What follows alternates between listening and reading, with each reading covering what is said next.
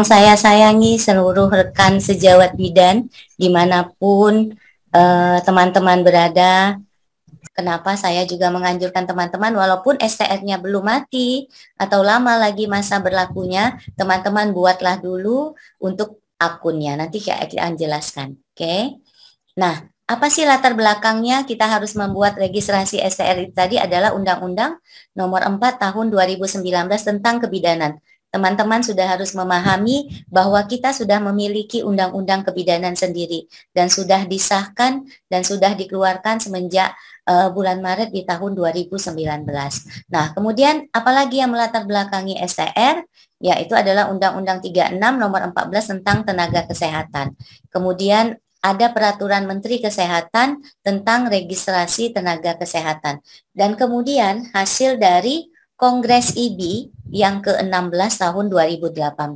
Jadi semua tenaga kesehatan bukan hanya bidan saja yang harus memiliki surat tanda registrasi. Perawat, dokter, sekarang ada penyuluh, kemudian sanitarian, lab, semuanya sudah harus memiliki surat tanda registrasi. Tapi kita adalah yang terlama yang pengurusan surat tanda registrasi. Waktu itu sudah lama, dari beberapa tahun yang lalu kita sudah mulai melakukan pengurusan, dimulai dari surat izin bidan sampai ke sekarang ini adalah surat tanda registrasi bidan. Nah, menurut Permenkes 83 2009 registrasi nakes, jadi di pasal 3, STR sebagaimana dimaksud berlaku selama 5 tahun. Jadi dikeluarkan dan berakhir di tanggal teman-teman ulang tahun. Jadi ulang tahun 5 tahun ke depan, disitulah nanti berakhirnya surat tanda registrasi teman-teman. Jadi di pasal 4 ayat 1, setiap tenaga kesehatan mengajukan STR melalui aplikasi registrasi daring atau online dengan memenuhi persyaratan registrasi. Nah, kalau kita menggunakan sekarang, kalau dulu di akunnya IBI-CPD-Nakes.org, tapi kalau sekarang kita pakai ibi.siporlin.kemkes.go.id, nanti akan saya lihatkan. Nah, di pasal 9, Ayat 1, registrasi ulang untuk perpanjangan masa berlaku STR dilakukan dengan pemenuhan persyaratan paling sedikit memiliki STR lama, namanya re-registrasi. Pasti sudah punya STR. Kemudian memiliki sertifikat kompetensi atau sertifikat profesi untuk alih jenjang atau alih level. Kemudian memiliki surat keterangan fisik, sehat, dan mental, membuat pernyataan mematuhi dan melaksanakan etika profesi, kemudian telah mengabdikan diri sebagai tenaga profesi atau advokasi di bidangnya, serta memenuhi kecukupan dalam kegiatan pelayanan, pendidikan, pelatihan, atau kegiatan ilmiah lainnya. Nah, ini yang disebutkan dengan pemenuhan syarat kesatuan kredit profesi. Itulah yang dinamakan dengan SKP. Nah, persyaratan yang lain ini tadi sudah sama ya. Kemudian portofolio SKR-nya ini ya, perangkat lunak yang untuk mengintegrasikan seluruh pencatatan dan pengelolaan kegiatan pengembangan pendidikan kesehatan bentuk elektronik secara online. Ini nanti yang akan dinamakan dengan CPD. Nah, apa sih itu CPD? Nah, CPD, jangan nanti teman-teman rambutnya seperti ini ya, seperti kebakaran keriting-keriting, jangan. Jadi teman-teman cukup tenang-tenang saja. Apa sih sebenarnya CPD itu? Nah, CPD adalah Continuing Professional Development. Jadi proses pengembangan keprofesian yang meliputi berbagai kegiatan yang dilakukan seseorang dalam kapasitasnya sebagai tenaga kesehatan, terutama kita sebagai bidan, guna mempertahankan dan meningkatkan profesionalismenya sesuai standar dan kompetensi yang ditentukan. SKP itu apa lagi? Nah, SKP itu apa lagi ya? Bukan SKP untuk kenaikan pangkat bagi teman-teman PNS, bukan. Jadi SKP ini adalah satuan kredit profesi. Berapa lama yang harus kita siapkan untuk 5 tahun? Adalah 25 SKP selama 5 tahun. Jadi kalau STR teman-teman mati atau habis masa berlakunya di tahun 2022 ini, sama seperti saya kebetulan matinya di bulan ini, Dan saya baru selesai mengurus registrasinya juga melalui CPD online. Jadi bukan ada batas walaupun saya sebagai ketua cabang atau sebagai ketua pengurus daerah. Tetap aja kita semua harus melalui prosedurnya yang benar. Nah, mari kita lihat. Apa sih sebenarnya SKP itu? Jadi suatu usaha pembinaan secara sistematis bagi bidan yang bertujuan untuk memelihara dan meningkatkan kompetensi baik pendidikan, pengetahuan, keterampilan, serta pengembangan sikap profesionalisme. Jadi pengembangan keprofesian wajib diikuti oleh setiap bidan sebagai bagian dari pembinaan melalui mekanisme sertifikasi, registrasi, dan lisensi, yaitu dengan menggunakan satuan kredit profesi. Nah, bukti pengakuan terhadap bidan yang mengikuti kegiatan pengembangan keprofesian berkelanjutan yang diberikan oleh organisasi profesi atau Ikatan Bidan Indonesia. Itu namanya dengan SKP. Teman-teman selalu lihat, kalau ada seminar seperti ini harus ada namanya SKPIB. Mohon di-mute semua, Mbak Nadia. Oke, terima kasih. Mungkin ada yang bocor ya. Jadi teman-teman lihat pembuatan SKP yang boleh mengeluarkan SKP itu bukan sembarangan.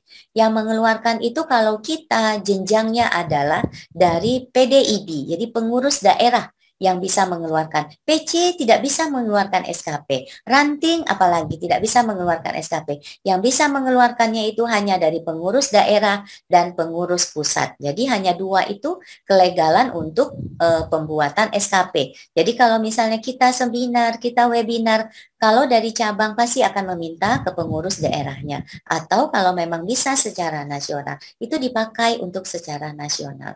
Jadi nggak usah khawatir teman-teman yang dari daerah lain tidak bisa menggunakan SKP yang ada dari Provinsi Riau karena SKP kita ini terregistrasi sampai ke pengurus pusat. Jadi jangan khawatir ya. Nah, ini adalah apa sih komponen dalam 25 SKP yang harus kita capai selama 5 tahun itu. Ada 5 bidang. Yang pertama itu adalah kegiatan profesi atau pelayanan kebidanan. Yang bisa dilakukan oleh teman-teman adalah pemeriksaan antenatal, intranatal, kemudian bayi baru lahir, perawatan nifas, imunisasi, KB, banyak sekali sekarang.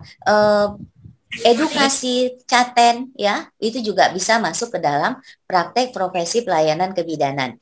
Kemudian ada pendidikan berkelanjutan. Pendidikan berkelanjutan ini ada yang wajib dan ada yang non atau ada yang tidak wajib ya. Jadi kalau di pendidikan berkelanjutan ini semuanya nanti akan saya lihatkan mana yang ada angka minimal berarti itu wajib harus diikuti. Nah, kalau teman-teman untuk mengikuti kegiatan pendidikan berkelanjutan ini, midwifery update adalah salah satu kegiatan dalam pendidikan berkelanjutan yang wajib teman-teman ikuti untuk re-registrasi STR. Ya, sekarang PPIB kalau memang membuat kebijakan, kalau misalnya daerahnya tidak mengalami zona yang membahayakan terhadap COVID-19, boleh melakukan tatap muka. Tapi bagi yang teman-teman yang daerahnya rawan ya untuk COVID, teman-teman boleh mengikutinya secara online ya, secara online. Jadi teman-teman wajib untuk mengikuti midwifery update. Kemudian ada kegiatan pengabdian ke masyarakat. Apa sih kegiatan pengabdian masyarakat ini? Yang pertama adalah bakti sosial IB. Contohnya teman-teman mengikuti bakti sosial itu yang paling sering kita adalah KB, bakti sosial KB, IB KB Kes, kemudian penyuluhan yang teman-teman lakukan di masyarakat atau di posyandu. Nah, ini juga salah satu kegiatan yang bisa teman-teman masukkan ke dalam pengabdian kepada masyarakat. Kemudian teman-teman duduk sebagai kepengurusan, baik di ranting, baik di cabang, di daerah dan di PP ini juga memiliki nilai untuk kegiatan pengabdian ke masyarakat. Kemudian ada kegiatan pengembangan profesi, kemudian ada penelitian dan publikasi ilmiah. Nah, 5 bidang ini Tidak harus semua teman-teman masukkan untuk re-registrasi STR. Yang paling penting, kalau teman-teman melakukan pelayanan kebidanan, contohnya bekerja di puskesmas, bidan praktek mandiri, klinik, rumah sakit, teman-teman harus membuat kegiatan praktek profesi atau pelayanan kebidanan. Itu minimal 15 SKP. 15 SKP selama 5 tahun. Tapi teman-teman juga tidak harus tadi kan sudah sebutkan ada antenatal, ada intranatal, nggak seluruhnya teman-teman ambil pun itu tidak masalah untuk registrasi ini. Karena 1 tahun itu hanya dibutuhkan 3 SKP saja. 3 SKP selama 1 tahun. 5 tahun berarti dia menjadi 15 SKP. 15 SKP kemudian mendapatkan 10 dari pendidikan berkelanjutan sudah mencukupi syarat 25 SKP. Dan teman-teman sudah boleh untuk re-registrasi STR. Oke, tadi kita lihat lagi. Ini yang tadi saya bilang. Praktek profesi yang bisa teman-teman lakukan di mana saja teman-teman melakukan pelayanan. Ya, yang jelas kita melakukan pelayanan kebidanan. Ya, jadi mengobati pasien itu bukan tanggung jawab kita. Ya, kita adalah pelayanan khusus kebidanan. Antenatal, intranatal, KB, ya, kemudian imunisasi, kemudian edukasi catin, edukasi kesehatan reproduksi. Nah, itu adalah kegiatan bidang kita. Nah, ini ada pelayanan kegawat daruratan maternal, misalnya teman-teman menangani kasus ini. Kemudian ada penanganan neonatal yang perlu mendapatkan rawatan rujukan, misalnya teman-teman di Perina, ini juga masuk. Kemudian pelayanan imunisasi bukan terpasar pada bayi saja, tapi pada anak bayi dan balita termasuk anak sekolah. Teman-teman saya yang di puskesmas ini sudah tidak asing lagi karena melakukan setiap tahunnya pasti turun ke sekolah untuk melakukan bulan imunisasi anak sekolah. Nah, kemudian ini ada hal yang baru, adalah pelayanan pranikah sebelum hamil. Berarti kita memberikan edukasinya kepada calon pengantin. Ya, ini adalah yang terbaru. Nah, kemudian apa ini, Sa? Ini saya sudah lihatkan. Ini adalah, jadi nanti teman-teman bisa mendapatkan materi seperti ini nanti yang lengkapnya pada saat teman-teman mengikuti pelatihan midwifery update. Tapi saya jabarkan dulu sebagian-sebagiannya. Untuk pemberian masa edukasi pelayanan masa sebelum hamil kepada calon pengantin itu dengan target 12 perempuan saja 1 tahunnya teman-teman sudah mendapatkan 1 kredit SKP-nya, ya. Memberikan pelayanan ibu hamil. Nah, 100 ibu hamil, kunjungan ibu hamil yang teman-teman lakukan layanannya baru mendapatkan 1 nilai SKP selama 1 tahun. Nah, ini kita lihat lagi. Pelayanan pada ibu bersalin dan bayi baru lahir. 12 ibu bersalin dilengkapi dengan partografnya, teman-teman mendapatkan 1 SKP untuk 1 tahunnya. Nah, kemudian memberikan pelayanan pada ibu nifas. 12 ibu nifas juga mendapatkan 1 kredit SKP per tahun. Sama dengan pemberian imunisasi, boleh imunisasi bayi, boleh imunisasi balita, boleh imunisasi anak sekolah. Ya, ini juga mendapatkan 12 bayi untuk 1 SKP per tahunnya. Kemudian apalagi yang mudah? Memberikan KB, kunjungan aseptor. Terserah mau KB-nya pil, KB-nya suntik, aseptor KB implan atau IUD, 12 kunjungan aseptor selama 1 tahun, teman-teman sudah memiliki 1 SKP. Sama juga, ini ada memberikan pemeriksaan IVA, 12 ibu juga 1 SKP, kemudian memberikan pelayanan penanganan kegawat daruratan neonatal maternal juga 12 orang untuk 1 SKP, kemudian memfasilitasi tindakan operatif, misalnya di rumah sakit mempersiapkan pasien untuk seksio sesaria atau untuk kegawat daruratan lainnya, juga teman-teman memiliki 1 SKP untuk 12 orang saja. Nah, begitu mudahnya, ya kan? Jadi nggak usah susah. Dari mana kita dapatkan SKP-nya itu? Tadi makanya saya sampaikan, nggak usah banyak-banyak. 1 tahun minimal hanya diberlakukan 3 SKP yang diperlukan. Jadi teman-teman mau bikin 5 SKP 1 tahun, yang diambil juga hanya 3 SKP. Yang 2 lagi kemana? Ya nggak bisa dipakai gitu. Oke, minta tolong teman-teman. Kalau jangan sampai bocor ya. Apakah suara saya kedengeran?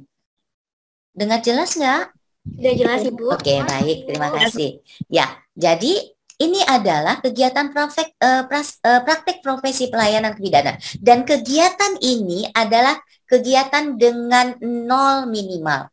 Kalau ada kata-kata 0 minimal, teman-teman boleh tidak melakukan kegiatan pelayanan ini. Contohnya, teman-teman dari institusi pendidikan, mereka tidak melakukan praktek kebidanan. Bagaimana Bu untuk mencapai 12 SKP? Itulah yang kita ambil dari pengembangan profesi, ya, memulas jurnal, membuat buku, kemudian sebagai penguji, ya, sebagai penguji mahasiswa. Dari situ nanti mereka yang harus ambilkan. Jadi pelayanan kegiatan praktek profesi adalah 0 minimal. Nanti saya lihatkan rekapannya.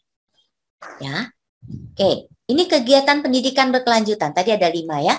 Ini kegiatan pendidikan berkelanjutan. Kegiatannya ada yang wajib ya, baik pendidikan formal ataupun pendidikan non formal. Jadi ada peningkatan pengetahuan kognitif seperti seminar, seperti ini ya. Adanya workshop, lokakarya, pertemuan ilmiah, rapat tahunan, sidang tahunan, rapat kerja tahunan IBI, kongres, rakernas, rakerda, rakercap, itu sama, itu akan mendapatkan poin untuk SKP. Nah, kemudian minimalnya hanya 2 SKP minimal. Berarti kalau dia namanya minimal, harus teman-teman miliki sertifikat, misalnya semuanya ada ini, boleh seminar kah, boleh pelatihan kah, kemudian misalnya mengikuti workshop kah, boleh. Minimal 2 SKP, maksimal 10 SKP ditambah dengan nanti pelatihan midwifery update. Nah, sini ada peningkatan keterampilan profesional. Yang pertama itu adalah pelatihan midwifery update, MU. Perlu selama 5 tahun itu kita mendapatkan 2 SKP-nya. Kenapa kita lakukan MU? Ini adalah untuk mengupgrade, mengingatkan kembali, memberitahu teman-teman kembali tentang hal-hal yang baru di dalam pelayanan kebidanan. Nah, kita sudah lama tidak mengikuti pendidikan, ya kan? Tamatnya saja seperti saya dari tahun 90 loh, udah lama sekali saya tamatnya kan. Tapi kita tetap harus mengupgrade. Dan saya juga ikut mengikuti pelatihan midwifery update secara online kemarin kita ikuti, saya ikuti itu dari pengurus pusat. Ya, kemudian ada pelatihan klinis, ya, minimal 2 SKP. Untuk tahun ini ya teman-teman, persyaratan klinis ini ada minimal, berarti harus ada pelatihan klinis. Tapi untuk saat ini dengan kondisi kita yang saat ini pandemi, kemarin kebijakan dari pengurus PP boleh tidak ada dulu untuk registrasi tahun ini. Sehingga teman-teman kalau tidak punya pelatihan klinis seperti tadi ada saya dengar ada CTU termasuk pelatihan klinis, CTU, APN, apalagi kalau dilaksanakan oleh P2KS, P2KB atau tempat-tempat yang memang murni benar-benar kita akui keabsahannya. Jadi kayak apalagi pelatihan aspeksia yang ditaja oleh perinasia, boleh kita ikuti. Itu adalah legal untuk latihan yang kita ikuti untuk pelatihan klinis. Tapi untuk saat ini, di tahun 2022 ini bisa kita abaikan karena kita masih dalam kondisi pandemi. Nah, ini yang terbaru ya. Nanti teman-teman juga dapatkan kalau mengikuti pelatihan midwifery update. Kegiatan pendidikan berkelanjutan ini seandainya teman-teman saat ini D3 ya, sebelum masa berlaku STR-nya habis, mengikuti pendidikan jenjang D4, misalnya D4 kebidanan atau S1 kemasyarakatan ya. Kemudian itu teman-teman juga memiliki SKP. Ya, kalau misalnya dari D3 ke D4 kebidanan yang setara dengan sarjana, teman-teman sudah mendapatkan 8 SKP. Ya, 8. Kalau misalnya SKM, non kesehatan, ya, teman-teman bisa mendapatkannya 5 SKP. Nah, begitu juga dari sarjana kebidanan, ambil S2 kebidanan juga mendapatkan ini. Kalau misalnya seperti saya, D4 kebidanan, melanjutkan ke S2 kesehatan masyarakat, saya hanya mendapatkan 10 SKP. Nah, ini bisa teman-teman pergunakan untuk re-registrasi STR, tapi juga teman-teman harus mendapatkan ijazah, ya, ijazah yang asli, bukan yang palsu. Baik. Nah, di sini disampaikan, bidan yang telah mendapatkan ijazah melanjutkan pendidikan formal melalui D3 ke D4 kebidanan atau pendidikan profesi bidan untuk pengurusan STR mengikuti skema penerbitan STR naik level sesuai ketentuan yang berlaku. Untuk tahun ini tidak bisa lagi naik level dari D3 ke D4 tanpa melalui CPD online. Tahun 2021 terakhirnya di bulan November. Pengajuan di bulan November. Sekarang kalau untuk naik level, teman-teman harus melalui CPD online. Jadi tidak bisa langsung, ya. Nah, ini yang saya bilang tadi. Ada perolehan rekapitulasi 5 tahun. Jadi ada yang tanpa minimal. Yang tanpa minimal itu adalah praktek kegiatan profesi kebidanan. Itu dia tanpa minimal. Jadi kalau tanpa minimal, berarti dia boleh tidak kita lakukan. Tapi kalau dia minimal, misalnya ada tertulis 2 perolehan SKP yang harus dicapai, teman-teman wajib harus mengikutinya. Kemudian SKP maksimal, jadi ada SKP minimal, SKP maksimal yang boleh. Jadi kalau untuk pelayanan profesi itu SKP minimal maksimalnya adalah 15. Kalau untuk pendidikan berkelanjutannya itu adalah 10 ya saat ini. Jadi ada boleh juga kalau teman-teman mau mengikutinya ada 20 ya. 20 itu dari pendidikan klinisnya juga ya, ditambah dengan pengembangan profesi ya, sama ini jumlahnya ada maksimalnya sehingga teman-teman boleh mengikuti tanpa melakukan pelayanan kebidanan ya. Nah, SKP yang dihargai, nah ini yang saya bilang tadi. SKP yang dihargai adalah SKP yang diterbitkan oleh PP dan PDIB. Jadi SKP pelatihan yang diselenggarakan oleh JNPK, P2KT, P2KP, P2KS ya, tergantung lamanya kegiatan. Seperti CTU itu dilakukan oleh P2KS yang bekerja sama dengan BKKBN biasanya. Nah, itu juga memiliki nilai SKP. Dia 2 SKP. Untuk CTU, kemudian konseling yang dilaksanakan oleh BKKBN, kemudian APN itu juga memiliki 2 SKP. Ya, nah bagaimana alur registrasi? Nah ini kita masuk ke dalam cara kita melakukan registrasi. Harus anggota aktif. Nah untuk re-registrasi ya, untuk pengajuan perpanjangan STR harus anggota aktif, memiliki KTA online yang berwarna pink dengan 12 digit nomor KTA. 12 digit nomor KTA. Jadi dia 1401 1800 00 13, misalnya seperti itu nama KTA saya. Jadi seperti itu ya nomornya. Memiliki KTA online, jadi 12 digit. Kalau saya belum punya Bu, teman-teman harus mendaftar dulu sebagai anggota ya. Kemudian mendaftar secara mandiri di registrasi member area untuk mendapatkan KTA. Jadi teman-teman harus sabar juga karena verifikasinya dimulai dari cabang, kemudian dari pengurus daerah sampai ke pengurus pusat. Ya, baru daftar kita.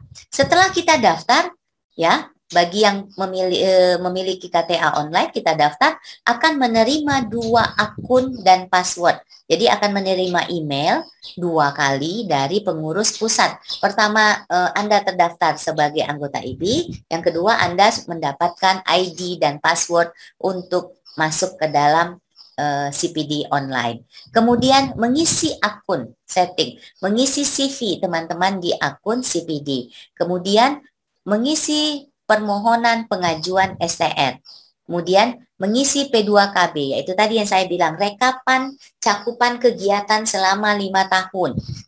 Ya, apakah cukup selama apakah cukup 25 SKP apa belum. Kemudian menunggu verifikasi. Verifikasinya dimulai dari cabang. Jadi verifikasi itu sebenarnya dimulai dari ranting dengan menggunakan logbook. Jadi dari hasil logbook itu dimasukkan ke dalam rekapan. Rekapan itulah nanti yang akan diupload ke dalam borang pengisian CPD di CPD online. Jadi nanti setelah diverifikasi oleh tim P2KB cabang, tim P2KB provinsi, barulah teman-teman nanti mendapatkan e-rekomendasi. Setelah teman-teman nanti mendapatkan e-rekomendasi dari pengurus daerah, baru teman-teman bisa sinkron mendaftar di KTKI menggunakan metode yang 2.0 STR-nya. Ya, jadi baru nanti teman-teman bisa terlink ke sana. Jadi kalau rekomendasinya belum keluar, teman-teman tidak akan ditemukan datanya di KTKI. Ya, jadi makanya kenapa pentingnya sekarang CPD itu? Karena CPD IB Siporlin ini sekarang sudah terlink dengan KTKI. Jadi kita nggak bisa penipuan di sana. Dia akan bilang Anda tidak terdaftar di KTKI. Nah, kan repot jadinya kalau kita nggak punya. Nah, apa persiapan sebelum registrasi? Mungkin tadi sudah disampaikan oleh Dewi ini. Memiliki HP atau laptop yang memiliki kuota. Karena apa? Pada saat kita mengupload, kita harus jelas dulu. Yang kita upload itu sukses terupload. Kalau tidak, tidak akan nampak nanti pada saat tim verifikasi P2KB melihatnya. Jadi borangnya tidak masuk. Jadi harus sukses. Upload sukses, nah, baru boleh teman-teman beralih ke tempat yang lain. Memiliki email ya yang aktif, jadi nggak boleh ganti-ganti emailnya harus tetap. Ini menyiapkan ini ya semuanya. Kemudian memahami kendala dan keterbatasan pengurusan secara online ya. Jadi kalau jaringan tidak bagus, ya pasti dia juga tidak akan terupload dengan sempurna. Nah, ini jenis pengajuan STR Bidan. Ya, jadi semuanya melalui STR online ya. Ada yang baru ya, misalnya yang menamatkan pendidikan itu berarti baru, atau yang belum punya sama sekali STR dia baru. Ya, walaupun tamatnya udah entah kapan, mau ngurus sekarang dia namanya baru. Ya, kemudian ada perpanjangan seperti kita yang sudah menjadi anggota beberapa puluh tahun ini ya, re-registrasi. Kemudian ada RPL. 2 tahun yang lalu teman-teman ada mengikuti pembelajaran cepat ya. Jadi ada STR-nya juga untuk teman-teman yang STR. Kemudian alih profesi, tidak mau jadi bidan lagi, mau pindah ke profesi lainnya sih lah ya. Kemudian naik level dari D3, D4, profesi, S1, semuanya ini adalah di naik level ya.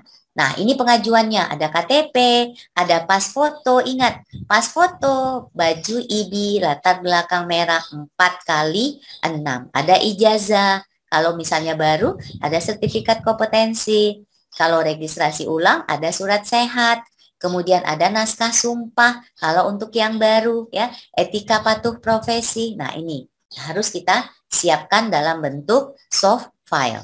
Ya, nih ya, untuk perpanjangan KTP, foto, surat sehat, rekomendasi PD secara e-elektronik, dan STR lama untuk rekomendasi perpanjangan. Naik level ini sama ya, harus memiliki sertifikat kompetensi bagi lulusan D3 di atas 2013 atau lulusan S1 profesi ya.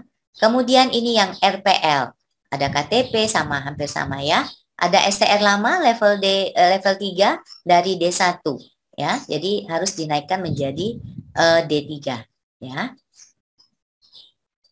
Oke, kemudian ini salah permasalahan pada saat pengajuan STR online. Jadi pas foto tidak sesuai dengan ketentuan, background biru atau kekecilan atau terlalu besar atau foto seluruhnya seperti ini seperti mau kemana kita ini?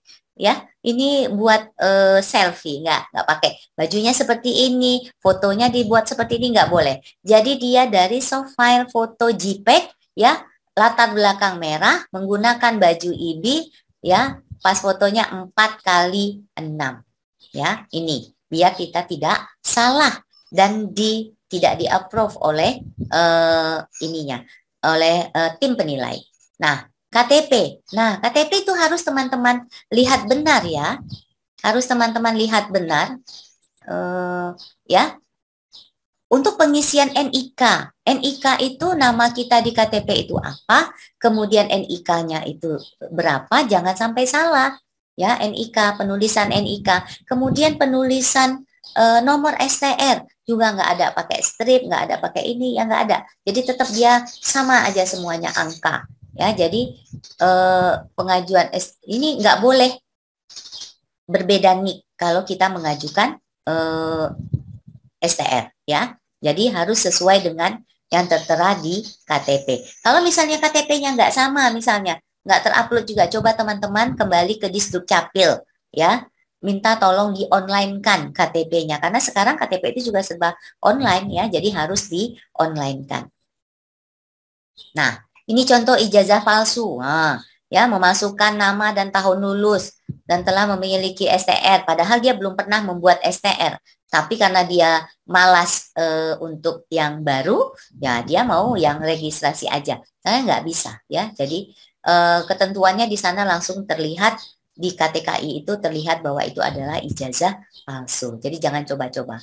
Jadi sertifikat kompetensi, ya, sering masalahnya adalah salah input nomor serkom, ya, kemudian serkomnya palsu, salah upload dokumen, ya, atau data serkom berbeda dengan data usasan.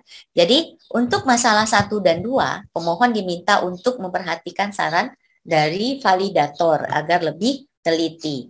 Untuk solusi nomor 3 dan 4, bila terbukti palsu, permohonan ditunda hingga permohonan lulus UKOM. Jadi nggak bisa UKOM-nya ini dibuat abal-abal, ya. Nah, ini contoh serkom palsu, ya. Jadi jangan sampai kita membuat yang palsu. Nah, surat sehat, ya. Jadi kalau ada masalah surat sehat, ya, diminta nanti permohon untuk memperbaiki sesuai dengan saran dari validator. Nah, ini contoh surat sehatnya. Jadi nggak potong-potong, harus benar. Ini nggak ada nampak bawahnya, jadi seperti tidak benar, ya. Jadi kalau kita men-scan, kita mengupload, jadi keseluruhan dari surat itu harus teman-teman lihatkan. Nah, naskah sumpah dan patuh etika misalnya. Kita nggak pakai materai 6.000 lagi, kita pakai materai yang sudah 10.000. Jadi benar-benar disiapkan dan ada nama teman-teman di bawahnya, ya, untuk mematuhi sumpah dan patuh etika.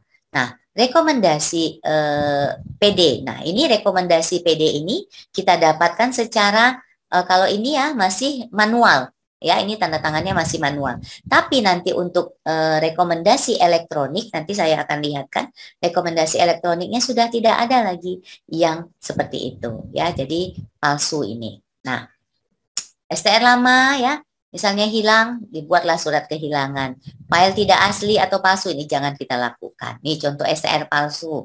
Jadi jangan, ya, tadi teman-teman saya dengar ada yang membayar 2 juta, tidak ada membayar 2 juta untuk pengurusan STR. Saya tegaskan tidak ada. Itu pun tidak ada wewenang dari masing-masing cabang atau daerah atau ranting untuk meminta uang 2 juta. Yang biaya resminya hanya 200.000, 100.000 untuk administrasi dimulai dari ranting, PC, PD, PP membayar 100.000 pada saat mengantarkan borang. Kemudian nanti setelah teman-teman masuk ke link MTKI dan verifikasi sudah selesai oleh pengurus pusat dan KTKI, teman-teman nanti baru dimintanya lagi pembayaran 100.000 yang ditransfer melalui bank yang sah. Jadi nggak ada bayar 2 juta. Teman-teman buat sendiri ini semua, ya. Saya ingatkan lagi. Nah, kita udah masuk ke login box. Nah, kalau dulu, nah ini ya, kalau dulu dia CPD Nakes ORG, saya bilang. Nah, sekarang link kita yang seperti ini, http://2/2 ID support link stripktki.kemkes.go.id. Nah, teman-teman klik ini saja, nanti dia akan muncul seperti ini. Sekarang warnanya berwarna merah. Ya, seperti ini. Kalau teman-teman belum memiliki username atau memiliki ID atau memiliki password, teman-teman buat dulu untuk member registrasi. Ya, berarti kalau belum punya akun CPD, ini kita untuk masuk lagi ke akun CPD. Teman-teman klik di member registrasi. Nah, nih ya, lakukan registrasi. Ya. Nanti kita lihat. Nah, nanti begitu dia muncul, dia akan muncul seperti ini. Teman-teman buatlah, masukkan data. Data yang sebenarnya. Tidak boleh salah dalam pengisian pendaftaran ini ya, pendaftaran ini. Karena kalau salah, teman-teman emailnya, misalnya emailnya salah, teman-teman ketikkan, nanti masuk ke email orang lain. Teman-teman nggak bisa buka. Sehingga teman-teman bilang, nggak dapat balasan dari email PP. Ya iya, emailnya udah masuk ke akun orang lain. Jadi jangan salah dalam penulisan email. Nomor STR, benar-benar. Kalau di sini nanti teman-teman hanya levelnya sampai D3. Kok nggak ada D4, Bu? Memang nggak ada. Yang ada cuma D3 kebidanan dan sarjana kebidanan serta profesi kebidanan. Itu aja ada akunnya. Jadi kalau saya D4 gimana, Bu? Tetap masuknya sebagai ahli media kebidanan. Nanti pendidikan terakhir teman-teman isi D4 kebidanan. Nah, seperti itu. Jadi jangan cari D4 kebidanan, nggak ada nanti. Untuk member, untuk mendata kita mau memiliki akun. Ya. NIK saya ingatkan, NIK sangat penting. Satu NIK, satu nomor KTA adalah untuk satu orang, satu akun. Jadi nggak bisa dipinjam-pinjamkan. Ya, nih. Nah ini juga nanti ya harus ada scan ijazah pendidikan bidan. No, kan katanya D3 ya. Boleh pendidikan terakhir, misalnya D4, S1, S2, masukin aja, nggak apa-apa pendidikan terakhir. Tapi yang diakomodir untuk pendidikan bidan hanya D3 dan profesi kebidanan. Ya, nomor KTP, ingat, saya saja sampai hafal nomor KTP saya itu. Ada 16 digit bukan nomornya untuk KTP. Ya, saya sampai hafal nomor KTP saya. Kemudian ada nomor KTA-ID dan ada nomor STR. Ini jangan sampai salah teman-teman pada saat pengisiannya. Salah pengisiannya agak lama nanti untuk pengembalian ulangnya. Maksudnya untuk kita perbaiki itu lama sekali. Jadi makanya jangan sampai salah. Nah, kemudian cek email berkala secara terus-menerus untuk mendapatkan apakah sudah diterima pendaftaran kita oleh PPIB, apakah sudah diterima atau sudah mendapatkan dua email. Nih, konfirmasi email pertama ya. Katanya pendaftaran Anda telah diterima. Ini konfirmasi email pertama dari PPIB ya. Kemudian ada lagi verifikasi yang kedua ya. Dapat imbalasan email yang kedua bahwa saya sudah mendapatkan akun ID ya, sudah mendapatkan user ID dan password untuk masuk ke CPD online. Kalau ini sudah dapat email yang kedua, teman-teman kembali lagi ke sini. Ya, ke sini, masuk lagi ke sini, masukkan username kita tadi, kemudian masuk password, kemudian baru login. Nah, baru nanti dia muncul seperti ini di halaman pengaturan akun. Ya, jadi kalau misalnya teman-teman harus buat ya kapan STR-nya berakhir harus dituliskan di situ. Kalau enggak nanti enggak masuk datanya ke dalam data P2KB. Jadi masukkan datanya bahwa teman-teman misalnya expired STR saya di Desember 12 Desember 2022. Tulis di situ sehingga kita tahu mengingatkan teman-teman bahwa sudah seharusnya mengisi borang pengisian ya. Ini halaman akun. Kemudian ini ya ada identitas, lengkapi semua identitas ini lagi, lihat lagi identitasnya ya. Jadi kalau teman-teman sudah registrasi benar ya, ini kita harus isi kembali ya. Kemudian nah ini baru petunjuk teknis pengisian borang untuk P2KB. Jadi teman-teman print dulu ini biar tidak ada kesalahan, teman-teman print ini dulu. Ctrl A, kemudian Ctrl C, atau ini langsung Ctrl P, bisa langsung teman-teman print ya, ini pengisiannya ini. Kemudian halaman pengajuan. Ada borang. Ini ya, permohonan pengisian P2KB. Teman-teman masuk ke dalam borang pengisian. Jadi di dalam borang pengisian ini tadi nanti, ya, kalau ini adalah permohonan ini ya, saya bilang tadi, nomor STR, benar-benar jangan sampai salah kapan expire-nya. Tanggal mulai STR Anda sama dengan tanggal berlaku akhir STR-nya. Ini harus diisi, sehingga kita tahu bahwa teman-teman STR-nya sudah mau expired. Nah, di dalam borang pengisian itu nanti muncul seperti ini. Teman-teman nanti mengisinya di sini, kan ini ada per tahun ini teman-teman. Ya. Halo? Ada yang bocor ya Mbak E? Halo. Oke, jadi teman-teman menuliskannya di sini tahunnya. Kalau misal berlaku STR-nya misalnya di tanggal 19 Maret tahun 2017 ya. Tahun berlakunya STR itu 19 Maret 2017. Teman-teman mengisinya, mohon izin. Salam mahatala, mohon di-mute-kan. Oke, ya. Kalau misalnya STR teman-teman berlaku awalnya di tahun 19 Maret 2017, teman-teman mengisi di sini 1 hari setelah STR-nya selesai, ya. 1 hari setelah STR-nya dimulai. Berarti tanggal 18 untuk pengajuan borangnya. 18 Maret 2017 sampai dengan 31 Desember 2017. Ini pengisian borangnya seperti itu. Baru teman-teman mau lihat mau ngambil apa? Pelayanan kebidanan, lihat mau yang mana dulu? Yang ANCK, INCK, teman-teman lihat tinggal di sini. Ini dia langsung aja. Berapa SKP? Ya, kalau tadi saya sampaikan KB itu 12 orang dalam 1 tahun, dia 1 SKP. Kalau teman-teman bikin 36 untuk satu kegiatan, misalnya KB 36 dalam 1 tahun, teman-teman akan langsung mendapatkan 3 SKP. Ya, ini seperti itu. Kemudian ini yang mengisi borangnya tadi yang sudah saya sampaikan ini ya akan muncul dia ini. Teman-teman tinggal mengisi apa nih? Memberikan pelayanan keluarga berencana, klik di input. Ya, klik di input nanti dia akan muncul seperti ini. Ini yang saya bilang tadi. Masukkan tanggal mulai kegiatan, ya. Nah, inputnya boleh apa lagi? INC.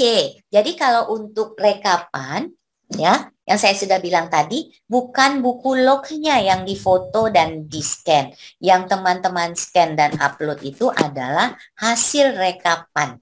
Rekapan yang diketik, boleh tulis tangan, dan harus ada tanda tangan teman-teman serta 1 orang di atas teman-teman. Contohnya kalau teman-teman melakukan pelayanan kebidanan di puskesmas, yang menandatanganinya harus BIKOR, bidan koordinatornya. Tapi kalau misalnya teman-teman di rumah sakit, yang menandatanganinya adalah PJ ruangan. Ya, jadi tidak boleh sama namanya sebelah kanan sama sebelah kiri. Jadi kalau misalnya dia pemangku dua-duanya, harus salah satu di atas pemangku itu. Contohnya saya yang membuat, kemudian saya bikornya. Boleh saya tanda tangan 2? Tidak. Jadi bikornya harus digantikan atasan saya, kepala puskesmas. Nah, begitu caranya. Jadi kalau tidak pun teman-teman bisa ganti dengan ketua rantingnya. Ini. Itu yang teman-teman harus upload. Sehingga bukan buku log itu yang teman-teman foto, banyak banget buku lognya, bukan. Tapi hasil rekapan selama 1 tahun. Itu yang teman-teman dapatkan. Nah, nanti setelah teman-teman penuhi, teman-teman bisa lihat ya di rangkuman perolehan SKP. Nah, seperti ini. Teman-teman sudah bisa nanti, oh saya sudah 5, saya sudah cukup ini SKP saya. Nah, saya sudah bisa ngajukan. Ingat, kalau kami di Kota Pekanbaru, masukkan borang itu berarti masukkan buku lognya beserta rekapannya, dan teman-teman bisa mengisi, kita verifikasi di cabang, baru nanti kita verifikasi di online. Kenapa masih menggunakan buku log? Karena kami harus tahu apa yang teman-teman lakukan. Contohnya seperti ini. Saya yakin aja gitu ya.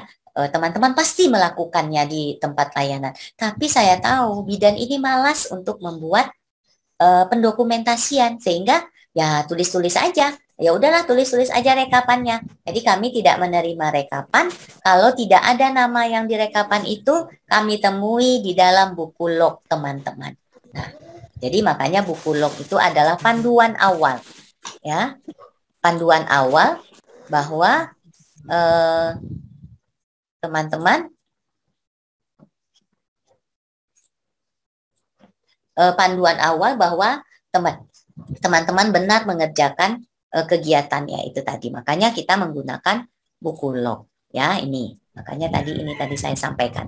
Kemudian setelah kita verifikasi dari cabang, ya, kita verifikasi dari cabang, teman-teman sudah mendapatkan 25 SKP, maka nanti diverifikasi oleh PDIB, barulah keluar rekomendasi IB seperti ini.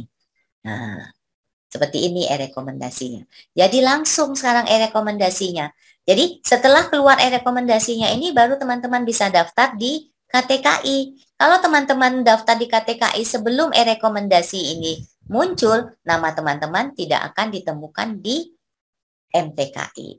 Ya, jadi makanya harus mendapatkan dulu surat rekomendasi IB. Ya, nah. Ini sistem registrasi ya yang secara online, sistem CPD online STR ya di 2.0 nanti kalau masuk ke dalam KTKI. Ya, ini penggunaan aplikasi CPD udah banyak banget yang sudah menggunakannya. Ya. Kemudian ini juga kesalahan dalam pendaftaran CPD ya, tidak ada nomor KTA, salah penginputan email. Jadi email teman-teman untuk CPD, email itu juga lah nanti yang untuk teman-teman masuk pada saat registrasi di KTKI. Jadi kalau belum punya PIN, teman-teman harus masuk mendaftar dulu untuk mendapatkan PIN. Jadi PIN jangan sampai hilang. Ya, PIN itu kunci masuk teman-teman ke dalam registrasi STR. Ya, harus memiliki soft file dokumen. Jadi tidak boleh salah dalam penginputan. Kesalahan dalam pendaftaran di CPD online ya. Nih, jadi satu NIK, satu KTA, satu akun. Jadi satu akun ini adalah email. Jadi tidak boleh emailnya berganti-ganti. NIK kita pakai satu KTA kita dengan 2 email, dia tidak akan bisa. Jadi hanya satu akun yang diakomodir. Nih, permasalahannya dalam CPD. Katanya sudah masuk dalam database, tapi belum masuk ke dalam, belum juga kita mendapatkan user ID atau password. Solusinya adalah cek email secara berkala. Kadang-kadang dia masuk ke spam. Tadi teman-teman boleh lihat di spam, ya. Oke. Nah, ini yang penting dipahami, masing-masing anggota harus menghubungi ketua ranting atau verifikator PC masing-masing di setiap cabang yang teman-teman duduki. Kemudian pengurusan STR ini tidak instan lagi, ya, segera urus bila STR habis masa berlakunya minimal 6 bulan sebelum masanya habis. Jadi paling penting bagi kita adalah untuk menguasai era revolusi 4.0 ya. Ya, ini ya internet digital ya, era society ya. Jadi teman-teman juga harus mengikuti kegiatan-kegiatan ini yang teman-teman harus pahami ya. Nah, kemudian ini CPD ini adalah acuan bagi penyelenggara kegiatan pengembangan profesi berkelanjutan bidan. Jadi acuan bidan di dalam mengajukan perpanjangan STR. Baik, sudah sampai di sini. Saya kembalikan ke Mbak. Mana Mbaknya hilang ini? Ya, Ibu. Itu dia. Mbak Nadianya sudah kembali. Oke, Mbak Nadia, ya, saya tunggu. Mana tahu ada pertanyaan dari teman-teman. Terima kasih teman-teman yang sudah mengikuti. Kalau ada pertanyaan, silakan.